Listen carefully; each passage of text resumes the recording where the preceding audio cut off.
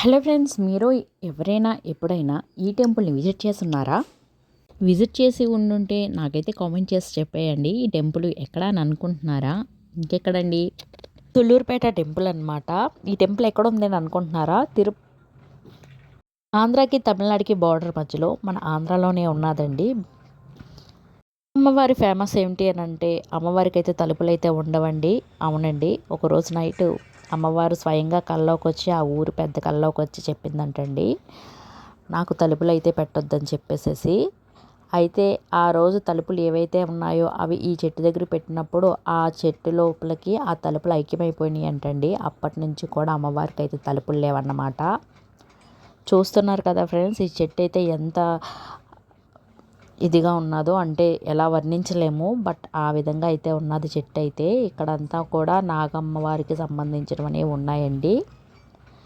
ఇది వచ్చేసి చెట్టు మొత్తం చుట్టూ చూపిస్తున్నాను. పిల్లలు ఎవరైనా పుట్టకపోయినా అండ్ అలాగే ఎవరికైనా పెళ్ళి కాకపోయినా సరే ఇవన్నీ కడుతున్నారనమాట. అక్కడ ఫోన్స్ అవి లోపలికైతే అలో చేయలేదండి. నేనైతే బయట నుంచే మొత్తం వీడియో అయితే తీసానమాట. ఒకసారి చూడండి మీరు కూడా.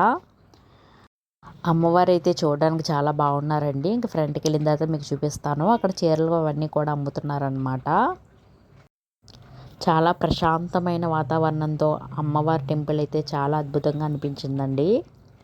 24 అవర్స్ కూడా టెంపుల్ ఓపెన్లోనే ఉంటుందంటండి.